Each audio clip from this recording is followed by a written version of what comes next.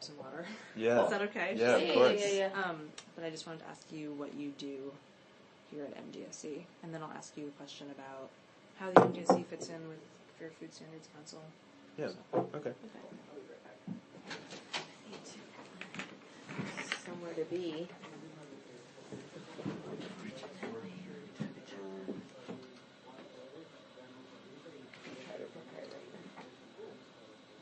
A piece of chocolate.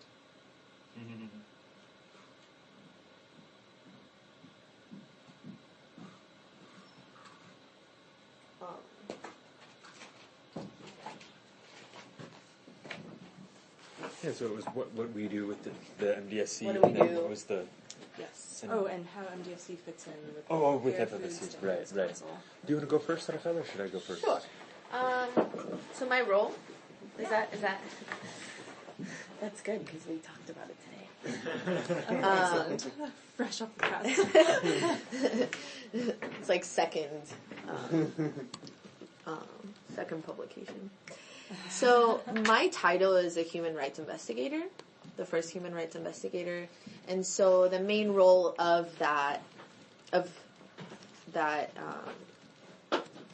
title, once the program is active, right? So right now it's not, but once everything's up and running, the human rights investigator is the person who conducts baseline audits, who picks up the hotline and records complaints and investigates those complaints. Also with the coordinating with the executive director, who is Tom, then corrective action plans are, drafted, and then a report is drafted of the audits, and those are sent to farms. So that is all. The investigator is sort of doing all of those on the ground things, and currently, I think we're just drafting and creating all the tools. And adapting, for example, tools from the Fair Food Standards Council to adapt to the dairy industry. So that's sort of what I'm doing today, this month. And then once we're on the ground, that's sort of the biggest role of the investigator. Is that right? Yeah, definitely. Yeah, so I think,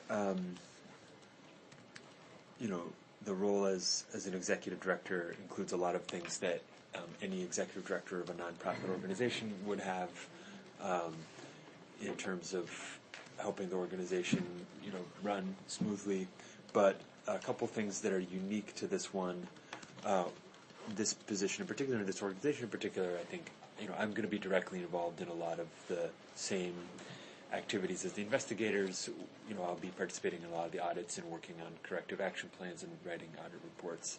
But also, I'll need to be able to assess facts that Rafaela and our full investigative team, as it grows, uncover from workers who, for example, have reported a possible complaint code violation through the complaint hotline, and assess all those facts, including what a farmer or other managers have said in response to a complaint, and evaluate whether that establishes a violation of the code of conduct, and then work towards complaint resolution accordingly, if there is in fact a violation. So part of that includes, essentially applying applying the standards to the reality that's being uncovered and reported by workers. Right. And then about the relationship to the Fair Food Standards Council, I think that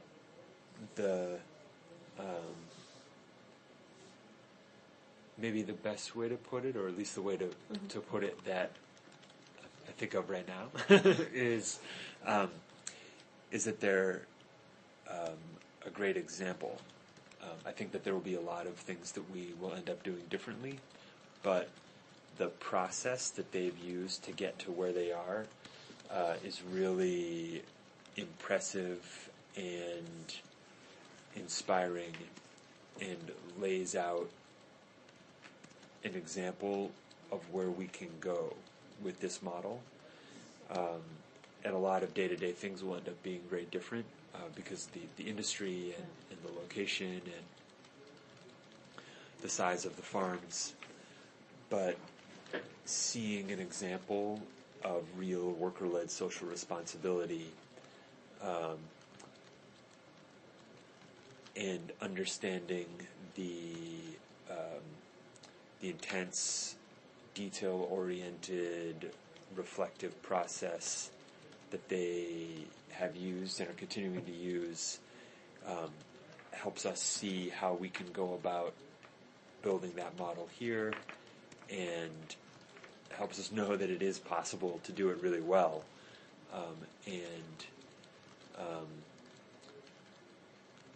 And I think it also gives us, I think, not only that big picture example of how can this whole program make change and lift labor standards on the farms in reality, but it also gives us some like specific examples that that we can have in mind as we go into building the program here, of particular success stories and how they were accomplished. Mm-hmm. Yeah. It's useful because I think that helps us build the program not in the air but rather on the ground. Mm-hmm.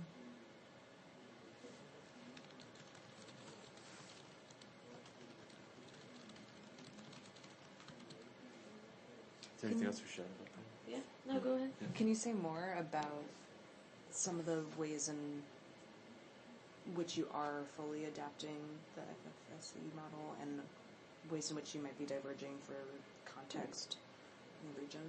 I mean, I think the the pillars of, having a council, right? Right. And having a working group, and having the education piece of the program, and having, this is like a test. What's the other one? The market-based consequences as The well. the buyer involvement. The buyers being a key component. Yeah. Mm-hmm. Those are like, I think a model that was created by the Fair Food Program that has been now created here. Mm-hmm. So those, I think those big pieces that's right. of the program Mm-hmm. have not been changed in the sense of that I feel like they're unique to a worker-led. Yeah. That's right. That's right. Those kind of defining characteristics of a worker-led social responsibility model are being applied, are all being built here in the Milk with Dignity program as well. And then I think within the role of the Standards Council, be it the Fair Food or the Milk with Dignity Standards Council, in that program, some pieces of the structure I think that will serve the same purpose here as they do there are, for example, having those two primary ways to assess compliance with the code and achieve compliance with the code through receiving complaints and then working towards complaint resolutions, but then also conducting audits on an annual basis, and from those audits building action plans for farmers or growers. Yeah. Those two main tools, we're going to be using those as well. Right. And I think one of the purposes of having both is that, having the complaint line alone is maybe not enough, because we need to be on the farms on a regular basis and hearing from people who aren't calling us, whether because they're afraid or just don't have the information, or don't know that something is a violation of the code, or even just that even maybe that there is no violation, but just that the only way to know that is also by checking, right? But then at the same time, just doing the audits would not be enough, because workers need to be able to access the Standards Council and the program on an ongoing basis, because conditions change over time, and there's incredible nuance to working conditions that only workers know, and